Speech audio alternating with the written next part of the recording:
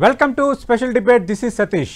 భారత అంతరిక్ష చరిత్రలో మరో కొత్త అధ్యాయం ఆవిష్కృతం కాబోతుందా? శుభాంశు శుక్లా రోదసి యాత్రపై దేశవ్యాప్తంగా ఎందుకు ఇంత ఆసక్తికరమైన చర్చ జరుగుతోంది? శుభాంశు శుక్లా అంతరిక్షంలో కొత్తగా ఏం చేయబోతున్నారు? ఈ యాత్ర ద్వారా ఇస్రో ఏ లక్ష్యాలను సాధించబోతోంది? ఆసక్తి రేపుతున్న శుభాంశు శుక్లా రోదసి యాత్రపై స్పెషల్ డిబేట్. శుభాంశు శుభమస్తు. ప్రస్తుతం ఇదే అంశంపై మాట్లాడడానికి మనతో పాటు ఉన్నారు ఈ రంగానికి సంబంధించిన నిపుణులు, ISRO retired associate director Seshagiri Rao గారు ప్రస్తుతం 10 స్టూడియోలో ఉన్నారు.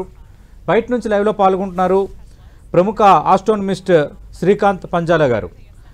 రైట్, శేషగిరిరావు గారు, ఇప్పుడు దేశవ్యాప్తంగా ఒక చర్చ జరుగుతోంది. శుభాంశు శుభమస్తు అంటున్నారు. అంటే ఏ లక్ష్యంతోనైతే అంతరిక్షంలోకి వెళ్తున్నాడో అంతా జరగాలి అన్నట్టుగా ఒక రకమైన హైప్ క్రియేట్ అయిపోయింది. దాదాపు ఇస్రో దీనికి 550 కోట్లు ఖర్చు చేస్తుందన్న అంశం ఒకటైతే, డైరెక్ట్గా అంతరిక్షంలోకి వెళ్ళడం ద్వారా ఏం జరగబోతుందన్న ఒక ఆసక్తి అందరిలోనూ ఉంది.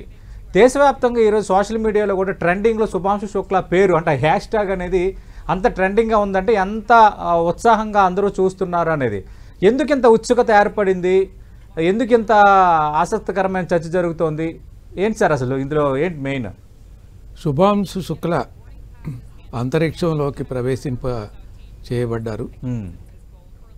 అంతరిక్షంలోకి తీసుకువెళ్ళబడిన రాకెట్ పేరు Falcon 9 block 5. Dragon crew module ద్వారా అంతరిక్షంలో ప్రవేశపెట్టబడ్డారు. ఆయనతో పాటు 3 సహా యాత్రికులు ఉన్నారు. అందులో ముఖ్యంగా కమాండింగ్ అనేది చాలా ఇంపార్టెంట్. ఈ కమాండర్గా ఉన్న వ్యక్తి ఎవరు అంటే పెగ్గి. ఆమె దాదాపు 64 సంవత్సరాలు, 675 గంటలు రోదసీలో పనిచేసి ఉంది ఆవిడ. ఆ తర్వాత 10 సార్లు స్పేస్ వాక్ చేసింది. అందులో 60 గంటల అనుభవం ఉంది. కాబట్టి స్పేస్లో ప్రవేశించబడినటువంటి డ్రాగన్ క్యాప్సూల్ నడపటంలో కానీ, ఆ తర్వాత ఐఎస్ఎస్కి అనుసంధానం చేయటంలో కానీ ఇంత ఎక్స్పీరియన్స్ కలిగిన కమాండర్ ద్వారా శుభాంశు శుక్లా వెళుతున్నారు. కాబట్టి అన్ని శుభ అంశాలే మనకు లభిస్తాయి. ఆ అంశాలు ఏమేమిటి అని అనుకుంటే, మొట్టమొదటి అంశం రాకెట్ ద్వారా కక్షలో ప్రవేశపెట్టబడడం. అది దిగ్విజయంగా జరిగింది. అందువల్ల మీరు అన్నట్టు హ్యాష్ ట్యాగ్ పేరు మీద ఇంత ఉత్సుకత, ఆ తర్వాత ఏం చేయబోతున్నారు అనేటువంటి ఆసక్తి మన భారతదేశం ప్రపంచవ్యాప్తంగా ఉంది. ఆ ఉత్సుకతకు సంబంధించిన విషయాలు తర్వాత జరగబోతుంది ఏంటి అని తెలుసుకోవాలి అంటే, మొట్టమొదటిది కక్షలో ప్రవేశపెట్టబడినప్పుడు వీళ్ళు ఎక్కడున్నారు? కక్షలోకి ప్రవేశపెట్టబడినప్పుడు 413 కిలోమీటర్ల ఎత్తులో భూమధ్య రేఖకి 51 డిగ్రీల ఇంక్లినేషన్ అంటారు, అంటే ఏటవాలు ఆర్బిట్లో, సర్క్యులర్ ఆర్బిట్లో ఉన్నారు. ఈ సర్క్యులర్ ఆర్బిట్లో ఒక చుట్టూ తిరగటానికి, భూమి చుట్టూతా ఒక చుట్టూ తిరగటానికి 91 నిమిషం పడుతుంది, అంటే గంటన్నర. ఈ గంటన్నరలో ఎంత దూరం ప్రయాణం చేస్తారు అంటే, దాదాపు ఆ సర్క్యులర్ ఆర్బిట్ యొక్క పెరిమీటర్ ఎంత అంటే 42,400 కిలోమీటర్లు. గంటన్నరలో. ఈ గంటన్నరలో ఒక సూర్యోదయం, ఒక సూర్యాస్తమయం చూస్తారు.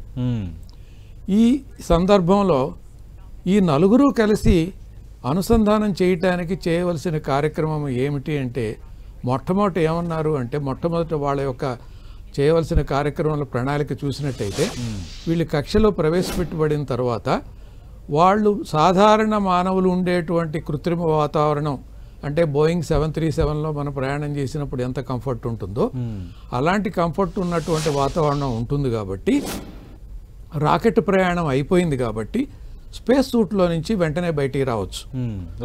అది కక్షలో ప్రవేశపెట్టబడిన తర్వాత మొట్టమొదటి కార్యక్రమం, స్పేస్ సూట్లో నుంచి బయటకు వచ్చేసారు, కంఫర్టబుల్గా ఉన్నారు, మైక్రోగ్రావిటీలో ఉన్నారు. వాళ్ళు చేయవలసిన మొట్టమొదటి కార్యక్రమం ఏంటంటే ఫస్ట్ మీల్ తీసుకోవడానికి కూడా ఆదేశాలు ఉన్నాయి అక్కడ. సో ఫస్ట్ మీల్ తీసుకున్నారు.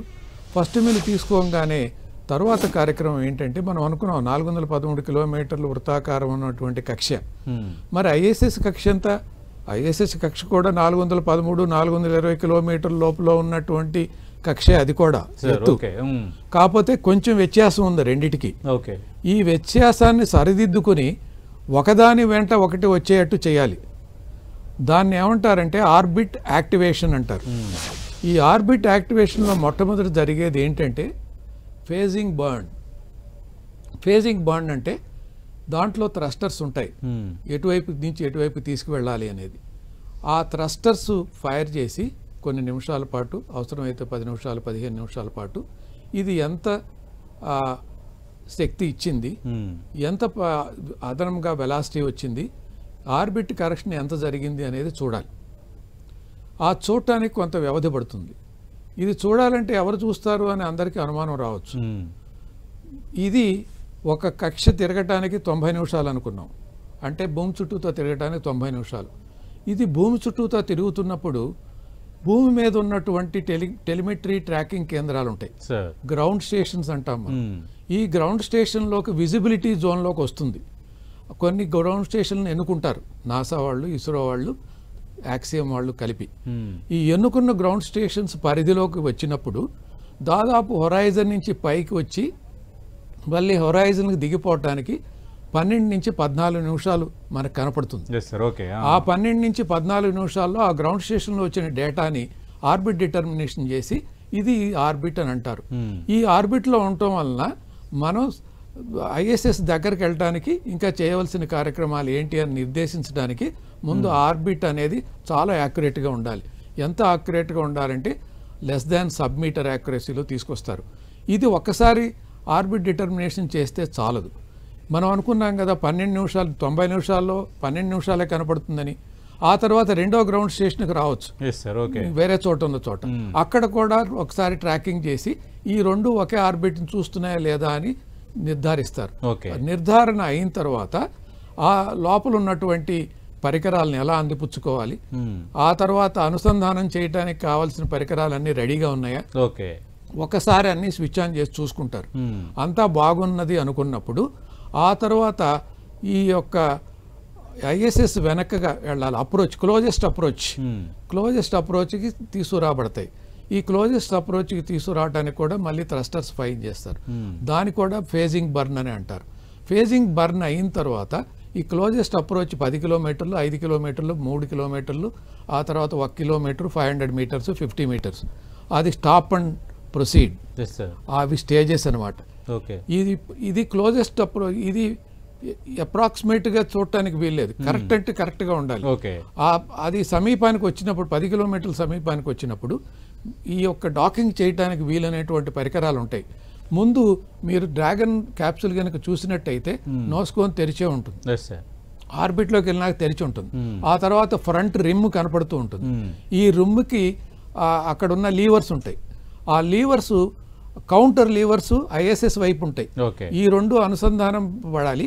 ఆ లీవర్ నంబరు చుట్టుపక్క పరిధి చూసినట్టయితే 12 నుంచి 14 ఉంటాయి. అవి ఒకదానికొకటి మేట్ అవ్వాలి. ఆ మేట్ అవ్వాలంటే యాక్యురేట్గా ఒకదాని ఇంకోటి చూస్తున్నాయా లేవా అని చూడాలి. దానికోసం లేజర్స్ వాడతారు. ఆ తర్వాత విజువల్ కెమెరాస్ ఉంటాయి. ఆ తర్వాత ప్రాక్సిమిటీ ఎస్టిమేషన్ చేస్తారు. అంటే ప్రాక్సిమిటీ ఎస్టిమేషన్ దాదాపు మిల్లీమీటర్ వరకు చేస్తారు. ఈ ప్రాక్సిమిటీ ఎస్టిమేషన్ జరిగిన తర్వాత అనుసంధానం పడటానికి నిర్ణయం తీసుకుని క్రమేణా స్లోగా మూవ్ చేసి అనుసంధానం అవుతుంది. ఇప్పుడు మనం అనుకున్నాం డ్రాగన్లో వాతావరణం ఉంది, మనుషులు నివసించే వాతావరణం ఉంది, ఐఎస్ఎస్లో మనుషులు నివసించే వాతావరణం ఉంది. ఈ రెండింటి మధ్య ఒకేసారి ఛాంబర్లో తీసుకెళ్లకుండా ఒక ఎనెక్స్ ఉంటుంది, ఒక ఎనెక్స్ ఛాంబర్. ఎనెక్స్ అంటే ఏంటి, మనం చాలా ఇళ్లలో కానీ లేకపోతే హోటల్ సూట్స్లో కానీ వెళ్ళి చూసుంటాం. ఫ్రంట్ రూమ్ ఒకటి ఉంటుంది, అక్కడ లగేజ్ అంతా వదిలేస్తాం, తర్వాత లోపలికి వెళ్తాం. అది ఎనెక్స్ అంటారు. ఎనెక్స్ కూడా మనకి వాతావరణం, మనుషులు నివసించే వాతావరణమే ఉంటుంది. సో కాబట్టి ఎప్పుడైతే ఈ అనుసంధానం బాగా జరిగిందో సీల్ చేస్తారు. బయట వాక్యూమ్ ఉంటుంది. ఈ లోపల ఉన్నటువంటి మనుషులు నివసించే వాతావరణం బయటికి లీక్ కాకూడదు. అప్పుడు వాక్యూమ్ అంతా లోపలికి వచ్చేస్తుంది. అది ఎంత బాగుంది అనుకున్నప్పుడు ఫ్రంట్ డోర్ ఓపెన్ చేసి ఈ ఎనెక్స్ రూమ్లోకి వెళ్తారు. ఆ తర్వాత ప్రెషరైజ్ చేస్తారు. ఈ ఎనెక్స్ రూము డ్రాగన్ ఒకే ప్రెషర్లో ఉండాలి. ఈ రెండు అయిన తర్వాత అంతా బాగుంది అనుకుంటే డ్రాగన్ని సేఫ్ మోడ్లో పెట్టాలి. ఆ తర్వాత ఛాంబర్లోకి వెల్కమ్ చేయడానికి ఆల్రెడీ 7 ఉన్నారు. వాళ్ళంతా వెయిట్ చేస్తుంటారు. వీళ్ళిద్దరూ అనుకున్న ప్రకారం ఒకళ్ళ తర్వాత ఒకళ్ళు దాంట్లోకి ఎంటర్ అవుతారు. ఇది ప్రక్రియ. దీనికి దాదాపు 28 గంటలు పడుతుంది. రేపు బహుశా సాయంకాలం 4:30 ఆ ప్రాంతాల్లో. అదే సార్, కరెక్ట్ గా అంటే మనం ఇప్పుడు డిస్కస్ చేస్తున్నాం, కరెక్ట్ ఈ టైంకి ప్రొసీజర్ నడుస్తుంటది. అప్పుడు డాకింగ్ జరుగుతూ ఉంటుంది. అందరూ వెల్కమ్ చేయడానికి రెడీగా ఉంటారు. అప్పుడు డాకింగ్ ప్రక్రియ పూర్తయినట్లు ఈ యాత్రికులు 4 దాంట్లో చేరినట్టు అనుకోవచ్చు. సో ఇదంతా జరుగుతుంది. రైట్, ఖచ్చితంగా. తర్వాత ఏం జరుగుతుంది అని కూడా మనం మాట్లాడదాం. రైట్, శ్రీకాంత్ పంజాల గారు ఏం చెప్తారు సార్? అంటే ఎందుకు ఇంత దీని మీద ఇంత ఇంట్రెస్ట్ కలుగుతోంది? దేశవ్యాప్తంగా ఒక డిస్కషన్ జరుగుతోంది. అలాగే రేపు 4:30 గంటలకు ఏం జరగబోతోంది అన్నది అందరూ ఆసక్తిగా ఎదురు చూస్తున్నారు. మీరేం చెప్తారు సార్? ఏం స్పెషాలిటీస్ ఉన్నాయి సార్? నమస్కారం అండి శేషగారావు గారు, నమస్కారం అండి. సో బేసికల్ గా చూస్తే ఇస్రో తన లాస్ట్ 6 decades లో తన మేజర్ గా మన దేశీయ అవసరాల కోసం శాటిలైట్స్ లాంచ్ చేయడము, మన వెదర్ మానిటరింగ్ సిస్టమ్స్, కమ్యూనికేషన్స్ కి మేజర్ గా మన ఓన్ అవసరాలకి ఫస్ట్ మన ఇండియాని ఫస్ట్ పెట్టింది అనమాట. కాకపోతే ఇప్పుడు ఉన్న ప్రపంచంలో ఉన్న మారుతున్న క్రమాలు ఏంటంటే, ఇప్పుడు ఆ రెగ్యులర్ చేసే రొటీన్ వర్క్స్ ఏదైతే ఉందో, అంటే శాటిలైట్స్ లాంచ్ చేయడం కానీ, లేదంటే కమ్యూనికేషన్స్ కానీ, ఇవన్నీ ఏంటంటే వీటికి private, even NASA already private కి ఇప్పుడు స్పేస్ ఎక్స్ కి ఆస్ట్రోనాట్స్ ని తీసుకెళ్లి మళ్ళీ బ్యాక్ తీసుకొచ్చేదానికి ఒక ప్రైవేట్ స్పేస్ ఏజెన్సీకి అప్పగించడం వల్ల వాళ్ళు చాలా వరకు భారం తగ్గి వాళ్ళు ఏంటంటే స్పేస్ ఎక్స్ప్లోరేషన్ పైన ఎక్కువ ఫోకస్ చేయగలిగారు. సో ఈ regular work the same time ఇలా ప్రైవేట్ ఏజెన్సీస్ కి మనం ఆ వర్క్ ని మనం వాళ్ళకి ఇవ్వడం ద్వారా మనకి ఏంటంటే మార్కెట్ గ్రో అవుతుంది అనమాట. ఇప్పుడు సుమారు మనకు లాస్ట్ ఒక 300 స్పేస్ స్టార్ట్అప్స్ వచ్చాయి.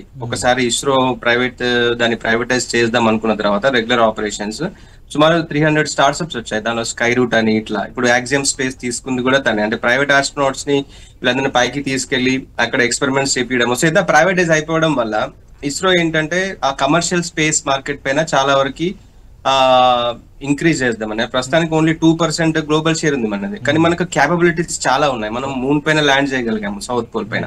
సో అంత వండర్ఫుల్ టెక్నాలజీ ఉన్నప్పుడు ఈ ఎకనామిక్ గా మనము స్పేస్ టెక్నాలజీస్ ని ప్రైవేటైజ్ చేయడం ద్వారా చాలా వరకు మనం చేయొచ్చు. సో అది ఫస్ట్ స్టెప్ అన్నమాట. ఇది మన గగన్యానికి ఇప్పుడు వచ్చే మన భారత అంతరిక్ష కేంద్రం అనేది మన ఓన్ అంతరిక్ష కేంద్రము. మన రాకెట్స్ ని యూజ్ చేసి మన ఆస్ట్రోనాట్స్ పంపించుకునే కేపబిలిటీని బిల్డ్ చేసుకుంటే గనక చాలా వరకు గ్లోబల్ మార్కెట్ షేర్ పెరుగుతుందండి. సో ఈ స్పేస్ టూరిజం కూడా, అంటే అంతరిక్షంలో ఒక మానవుడు వెళ్ళి భూమి చుట్టూ తిరిగి రావడం కానీ, అట్లా ట్రావెల్ ఒక ట్రిప్ లాగా అనమాట. ప్లస్ ఏంటంటే ఫర్దర్ ఫ్యూచర్ గా ఏంటంటే ఇప్పుడు మార్స్ పైకి వెళ్ళడానికి కానీ, మూన్ పైకి వెళ్ళడానికి కానీ చాలా 2040లో ఈవెన్ నరేంద్ర మోడీ గారు ఒక మ్యాన్ ని మనం ఇండియన్ ఆస్ట్రోనాట్ ని మూన్ పైన, చంద్రుని పైన ల్యాండ్ చేద్దామన్న ప్లాన్ ఉంది. సో అదంతా ఏంటంటే ఒక రోజు అయ్యే పని కాదు. సో ఇది ఫస్ట్ స్టెప్ అన్నమాట, చాలా మేజర్ స్టెప్. ఇస్రో చరిత్రలోనే చాలా మేజర్ స్టెప్. వండర్ఫుల్ ఎక్స్పెరిమెంట్స్ కూడా చేయబోతున్నారు. ఏంటంటే ఇప్పుడు మానవుడు స్పేస్ లోకి వెళ్తే తన బాడీ అనేది ఎలా చేంజ్ అవుతుంది, మసిల్ సెల్ అంటే మన మసిల్ సెల్స్ అనేది లాస్ అవుతుంటాయి. సో అది ఎలా చేంజ్ అవుతుంది. ప్లస్ ఏంటంటే చాలా వరకు ఇప్పుడు చాలా దూరపు స్పేస్ ప్రయాణాల్లో ఏంటంటే మనం ఇక్కడ నుంచి ప్రతి ఒక్కరికి పట్టుకెళ్ళడానికి వీలు ఉండదు. వాటర్ కానీ, ఆక్సిజన్ కానీ, ఫుడ్ కానీ అన్ని మంత్స్ స్పేస్ మిషన్ లో తీసుకెళ్ళడానికి వీలు ఉండదు. సో వాళ్ళు అక్కడే గ్రో చేసుకోవాలి. సో దానికోసం మనం ఇక్కడి వాటిని ఇప్పుడు ప్రస్తుతానికి ఈ ఎక్స్పెరిమెంట్ లో ఇస్రో ఒక 6 types ఒక 6 రకాల సీడ్స్ ని పంపిస్తుంది, క్రాప్స్ ని పంపిస్తుంది. దానిలో మనకి ఇది మేథి ఉంది, ఇవన్నీ మనం పాలకూర అనుకుంటాము, తోటకూర అనుకుంటాము, ఇంకా చాలా రకాల సీడ్స్ ని, టొమాటో, చిల్లీ, ఇవన్నీ పంపించింది. అంటే ఏంటంటే స్పేస్ లో అవి ఎలా చేంజ్ అవుతున్నాయి, వాటిలో ఉన్న డిఎన్ఏ ఎలా చేంజ్ అవుతుంది, ఎట్లా మ్యూటేట్ అవుతుంది, ఎట్లా అడాప్ట్ అవుతున్నాయి, ఆ చేంజెస్ ని తీసుకొని ఫర్దర్ ఫ్యూచర్ గా చేయడం ద్వారా మనకి ఏంటంటే బయో ఫార్మింగ్, స్పేస్ ఫార్మింగ్ అనమాట. అంటే ఒక లాంగ్ స్పేస్ మిషన్ లో వెళ్ళినప్పుడు ఇట్లాంటి ఎక్స్పెరిమెంట్స్ కంపల్సరీ. వాటి నుంచి నాలెడ్జ్ ఉండాలి, ఎలా మనం ఎట్లా గ్రో చేసుకోగలగాలి. అలాగే ఇప్పుడు ఇంకా ఆల్గే అండ్ సయానో బ్యాక్టీరియా అని ఒక 2 వీటిని కూడా కల్చర్స్ ని కూడా పంపిస్తున్నారు. ఆల్గే అంటే ఏంటంటే అది ఇప్పుడు మన సముద్రం పైన, అక్కడ నదుల పైన, వాటర్ పైన మనకు ఈ గ్రీన్ కలర్ లో ఫామ్ అవుతుంటుంది, నాచు అంటారు. సో అట్లా అనమాట. అదేం చేస్తుందంటే అది కార్బన్ డైఆక్సైడ్ తీసుకొని ఆక్సిజన్ విడిచిపెడుతుంది. So in the long space missions లో వీళ్ళు వెళ్ళినప్పుడు ఆ క్యాప్సుల్ లోపల ఉన్నప్పుడు వాళ్ళకి ఫస్ట్ ఆఫ్ ఆల్ చాలా అవసరం ఉంటుంది. ఫస్ట్ థింగ్ ఫుడ్ ఏంటంటే ఇప్పుడు ఈ సయానో బ్యాక్టీరియా కానీ, ఆల్గే కానీ ఇవి హై ప్రోటీన్ మంచి వైటమిన్ B12 కానీ ఐరన్ కానీ ఇవి ఉన్న బ్యాక్టీరియా అన్నమాట. సో మన అది న్యూట్రియంట్స్ ఫుడ్ ప్రొవైడ్ చేస్తుంది. ద సేమ్ టైమ్ ఆక్సిజన్ అంటే అవి కార్బన్, మనం అంటే స్పేస్ క్యాప్సూల్ లో ఉన్నప్పుడు చాలా వరకు కార్బన్ డైఆక్సైడ్ బిల్డప్ అయిపోతుంది, చాలా డేంజరస్ అది. సో అదంతా ఈ బ్యాక్టీరియా తీసుకుంటుంది అన్నమాట. బ్యాక్టీరియా తీసుకుని అది ఈవెన్చువల్ గా ఫోటోసింథసిస్ ద్వారా అది కన్వర్ట్ చేస్తుంది అన్నమాట. సో ఇది క్లోజ్డ్ లూప్ సిస్టమ్ అంటారు అనమాట. అంటే మన వేస్టేజ్ ని కూడా, మన యూరిన్ కానీ ఇది కానీ ఇందులో నైట్రేట్ ఉంటుంది, దానిలో అవి తీసుకొని అవి గ్రో కాగలుగుతాయి. అంటే ఒక మంచి ఈకో సిస్టమ్ అంటే ఒక లైఫ్ సపోర్టింగ్ సిస్టమ్ ని డెవలప్ చేయడానికి ఇదంతా రీసెర్చ్ కంపల్సరీ. సో దానిలో ఇస్రో తొలి అడుగు వేసిందండి. అంటే శేషగిరిరావు గారు ఇక్కడ ఆల్రెడీ యాక్చువల్గా గగన్యాన్ కోసమని ఫస్ట్ ఈయన్ని సెలెక్ట్ చేశారు, శుభాంశు శుక్లాని. అంటే ఇప్పుడు మొన్న సునీత విలియమ్స్ వాళ్ళందరూ వెళ్ళటము, కొన్ని అనివార్య కారణాల వల్ల అక్కడ కొందరు ఉండిపోవటం, ఆ డిబేట్లు కూడా మనం మాట్లాడుకున్నాం చాలా సందర్భాల్లో. అంటే దానికి దీనికి తేడా ఏంటి? ఇప్పుడు ఈ 16 రోజులు అంటున్నారు కదా, 16 రోజుల్లోనే పర్ఫెక్ట్గా అనుకున్న లక్ష్యాలన్నీ నెరవేరిపోతాయా? అంతా పర్ఫెక్ట్గా జరిగేటట్టుగానే ఏర్పాట్లు ఉన్నాయా? పర్ఫెక్ట్గానే ఏర్పాట్లు ఉన్నాయని అనుకోవటానికి 100% మనం అనుకోవచ్చు. కారణం ఏంటంటే సునీత విలియమ్స్ను బోయింగ్ వాళ్ళు పంపించినప్పుడు ఆ మానవ సహిత యాత్రలో మొట్టమొదటిసారి బోయింగ్ వాళ్ళ ప్రయత్నం అది. ఇదే డ్రాగన్ కనుక తీసుకున్నట్టయితే ఇది 40 సార్లు అనుసంధానింపబడి తీసుకురాబడింది. ఓకే, అంత హిస్టరీ ఉంది దీనికి. అదే కాకుండా వీటికి సంబంధించిన డ్రాగన్లో 2-3 రకాలు ఉన్నాయి. కార్గో డ్రాగన్ ఉంది, అండ్ యాత్రికులను తీసుకెళ్ళడానికి మనం డ్రాగన్ 10 వాడారు, అది కూడా ఉంది. ఇవి కూడా అనేక సార్లు అనుసంధానింపబడి వెనక్కి తీసుకురాబడ్డాయి. ఈ ప్రక్రియలో ఉన్నటువంటి క్లిష్టతరమైన విషయాలు చూసినట్టయితే మొట్టమొదటిది డాకింగ్ ఇందాక మాట్లాడుకున్నాం, సురక్షితంగా జరిగిపోతుంది. డాకింగ్ అయిన తర్వాత ఈ ప్రయోగాలన్నీ చేసిన తర్వాత అన్డాకింగ్, ఇందాక అనుకున్నాం మనం, ఈ డాకింగ్ అయిన తర్వాత ఇది సేఫ్ మోడ్లో ఉంటుంది, ఆ తర్వాత మళ్ళీ యాక్టివ్ మోడ్లో తీసుకొచ్చిన తర్వాత అన్ని థ్రస్టర్స్ బాగా పనిచేస్తున్నాయో లేదో తెలుసుకున్న తర్వాత అన్డాక్ చేయాలి 14 రోజుల తర్వాత. ఈ అన్డాకింగ్లో కూడా ఎటువంటి ప్రాబ్లం లేదు, ఎందుకంటే ప్రీడిగ్రీ ఉంది. దానికి ముఖ్యంగా ఈ స్పేస్ మిషన్స్లో ఏంటంటే ప్రతి క్రిటికల్ సిస్టమ్స్కి డ్యూయల్ రిడెండెన్సీ అని ట్రిపుల్ రిడెండెన్సీ గానే ఉంటుంది. ఓకే, అతి క్లిష్టమైన నాటికి ట్రిపుల్ మాడ్యులర్ రిడెండెన్సీ ఉంటుంది, క్లిష్టతరమైన నాటికి డ్యూయల్ రిడెండెన్సీ ఉంటుంది. అందులో ఏ ఒక్కటి పనిచేసినా సరిపోతుంది. ఇప్పుడు ఈ డ్రాగన్ 40 సార్లు ప్రయోగించిన హిస్టరీ తీసుకుంటే ఎటువంటి రిడెండెన్సీ వాడకుండా డైరెక్ట్గా అనుసంధానింపబడి తీసుకురాబడింది. అదేవిధంగా చూసినట్టయితే అన్డాక్ అయిన తర్వాత డీప్ బూస్ట్ ఫేజ్ అంటారు. ఈ డీప్ బూస్ట్ ఫేజ్లో ఏం చేస్తారంటే వేగం తగ్గించాలి. 7.6 km/s దగ్గర నుంచి దాదాపు ముందు 5 కిలోమీటర్లు, తర్వాత 3 km/s అలా తీసుకురావాలి. దాన్ని డీ బూస్ట్ ఫేజ్ అంటారు. ఈ డీ బూస్ట్ ఫేజ్లో రివర్స్ డైరెక్షన్స్లో థ్రస్టర్స్ ఫైర్ చేస్తారు. అందువలన వేగం తగ్గుతుంది మీకు. ఈ థ్రస్టర్స్ కూడా అనేక సార్లు ప్రయోగించబడ్డాయి, ఒకసారి కాదు 2 సార్లు కాదు. అదైన తర్వాత డ్రోగ్ పారాచూట్లు ఒక 3 కిలోమీటర్ల రేట్లో వచ్చినాక డ్రోగ్ పారాచూట్లు తెలుసుకుంటాయి. అదేంటంటే క్రమేణా వేగం తగ్గించుకుంటూ వచ్చి ఒక 1 కిలోమీటర్ 800 మీటర్స్ ప్రాంతంలో మెయిన్ పారాచూట్స్ తెరుచుకుని ఆ తర్వాత క్రమేణా సముద్రంలో స్ప్లాష్ అవుతుంది. ఇవన్నీ దాదాపు 40 సార్లు చేసి ఉన్నారు. ఇదే కాకుండా 16 రోజుల తర్వాత జరిగే ప్రక్రియ తిరిగి వస్తున్నప్పుడు ఇవన్నీ చేస్తున్నారు. ఆ తర్వాత ఇవి తీసుకురావడానికి ఉపయోగించేవన్నీ ఈ టెస్టులకి అన్నిటికీ టెస్ట్ చేయబడి క్లియర్ చేయబడింది. సో కాబట్టి ఇన్నిసార్లు ప్రయోగంలో అనుభవం ఉంది. ఈ ప్రస్తుతం ఉపయోగించేటువంటి పారాచూట్లు కానివ్వండి, డీబూస్ట్ ఫేజ్ థ్రస్టర్స్ పర్ఫెక్ట్ గా మిషన్ పూర్తవుతుంది. అందువల్ల సునీత విలియమ్స్ కి దీనికి తేడా అదనమాట. మనం ఎటువంటి అనుమానం పెట్టుకోక్కర్లేదు. రైట్. శ్రీకాంత్ పంజాల గారు, అంటే ఇది రేపొద్దున్న, ఎందుకంటే ఇప్పటివరకు మీరుగా చెప్పినట్టు, శేషగిరిరావు గారు చెప్పినట్టుగా ఇప్పటివరకు ఈ శాటిలైట్ల ప్రయోగం వీటి కోసం మనం మాట్లాడుకున్నాం. ఎప్పుడైతే ఈ సునీత విలియమ్స్ ఇన్సిడెంట్ జరిగిందో ఆమె అనుకోని కారణాలతో ఎక్కువ రోజులు, అంటే కొన్ని ఆటంకాలు ఎదురైనా ఎక్కువ రోజులు ఉండిపోవడంతో అసలు ఇది 16 రోజుల్లో జరుగుతుందా జరగదా అన్న ఒక అనుమానానికి సంబంధించి ఇది చాలా పర్ఫెక్ట్ మిషన్ అని శేషగిరిరావు గారు సోదారంగా వివరించారు. అంటే ఇది భవిష్యత్తులో ఎలాంటి కొత్త ప్రయోగాలకి ఇది నాంది పలకబోతోంది ఈ విధంగా వెళ్ళటం అనేది? అంటే ఇప్పుడు ఈ ప్రస్తుతానికి యాక్సియం 4 మిషన్ లో చాలా కంట్రీస్ పార్టిసిపేట్ చేశాను. సుమారు 60 కంట్రీలు వాళ్ళ సైన్స్ ఎక్స్పెరిమెంట్స్ పంపిస్తున్నాయి బేసికల్ గా. సో దాంట్లో హంగరీ నుంచి, వాళ్ళ యూరోపియన్ స్పేస్ ఏజెన్సీ నుంచి చాలా ఇన్స్టిట్యూట్స్, ఇప్పుడు మనకి ఇండియాలో కేరళ అగ్రికల్చర్ యూనివర్సిటీ నుంచి మనం ఈ X6 ఈ జెర్మినేటెడ్ సీడ్స్ పంపిస్తున్నాము. సో ఇదంతా ఏంటంటే మానవుడు ఫ్యూచర్ లో భవిష్యత్తులో స్పేస్ లో నివసించడానికి అనుకూలమైన టెక్నాలజీస్ ని డెవలప్ చేసుకోవాలి. ఫస్ట్ ఆఫ్ ఆల్ దానికోసం ఫస్ట్ రీసెర్చ్ చేయాలి.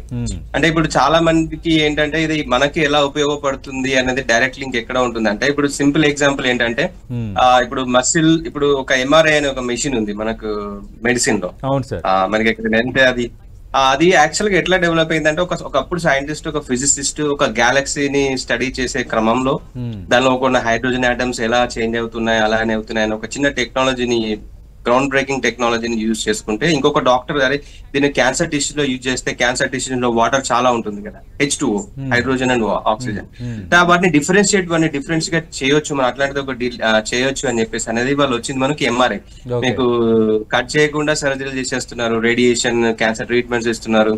చాలా పవర్ఫుల్ టూల్ మెడికల్ ఇండస్ట్రీలో, కొన్ని billions and trillions of dollars industry అయిపోయింది. అంటే ఒక సైన్స్ అనేది, ఒక సైన్స్ డిస్కవరీ అనేది ప్రతి ఒక్కటి ఇప్పుడు ఈ టెక్నాలజీ అనేది ఓన్లీ స్పేస్ లో కేవలం యూజ్ కాదండి, ఇక్కడ కింద కూడా యూజ్ అవుతుంది. ఇప్పుడు ఏంటంటే దానిలో వాళ్ళు మసిల్ సెల్స్ ఎట్లా డీజనరేట్ అవుతున్నాయి అనే దాన్ని బట్టి అది ఈ టెక్నాలజీ మన భూమిపైన యూజ్ చేసుకొని ఇక్కడ ఉన్న ప్రాబ్లమ్స్ ని కూడా సాల్వ్ చేయొచ్చు. ఇప్పుడు సపోజ్ వాటర్ ప్యూరిఫైయింగ్ సిస్టమ్స్ మనకి వాళ్ళు యూజ్ చేసిన ఇంట్లో మీ RO సిస్టమ్ అనేది ఒకటి ఉంది, ఇంతకుముందు కూడా చెప్పాను నేను. RO సిస్టమ్ అనేది అపోలో మనకు ఆ చంద్రుని పైకి నాసా పంపించినప్పుడు ఆ క్లోజ్డ్ వాళ్ళు ఎట్లా రీసైకిల్ చేసుకోవాలి వాటర్, దానిలో నుంచి వచ్చింది మనకు RO వాటర్ ప్యూరిఫైయర్. దాని నుంచి ఇప్పుడు ప్రపంచం రిమోట్ ప్రాంతాల్లో కూడా మానవాళికి మనం వాటర్ అందించగలుగుతున్నాం. సో ఈ సైన్స్ డిస్కవరీ ఏదైతే ఉందో ప్రతి ఒక్కటి మళ్ళీ మనకే యూజ్ అవుతుంది, ఇక్కడ యూజ్ అవుతుంది, అక్కడ యూజ్ అవుతుంది. కానీ ఎస్పెషల్ గా ఇప్పుడు ఈ మిషన్ ద్వారా ఇస్రో ఒక కొత్త తరానికి నాంది పలికిందండి. ఏంటంటే first time human space flight కి కావాల్సిన, ఇప్పటి వరకు ఏంటంటే మన దేశీయ అవసరాల కోసం మానవ రహిత, కానీ ఇప్పుడు ఏంటంటే మానవ సహిత ఫస్ట్ అడుగు వేసింది. సో ఇది చాలా గొప్ప మైల్ స్టోన్ అండి. అదనమాట. రైట్, మీరు అన్నట్టుగా ఇది నిజంగా మైల్ స్టోన్ గానే నిలిచిపోవాలి, రేపంతా సవ్యంగా జరగాలి. మీరు అన్నట్టుగా ఆ తిరిగి ప్రయాణం సంబంధించి కూడా ఎలాంటి సమస్యలు ఉండవు, ఎందుకంటే ఈ మిషన్కి సంబంధించి ప్రొఫైల్ చాలా బలంగా ఉండటం, అన్ని ఏర్పాట్లు ఉన్నాయి కాబట్టి అనుకున్న లక్ష్యం సాధన దిశగా అడుగు పడాలి. అలాగే అంతరిక్షంలో జీవనానికి ఇంకెంతో దూరం లేదు అన్న ఒక భావన శుభాంశు వెనక్కి వచ్చి మనకి ఒక ధైర్యాన్ని అయితే ఇవ్వాలని మనం ఖచ్చితంగా కోరుకుందాం శేషగిరిరావు గారు. అనుమానమే లేదు. రైట్, థ్యాంక్ యూ శ్రీకాంత్ గారు, థ్యాంక్ యూ శేషగిరిరావు గారు.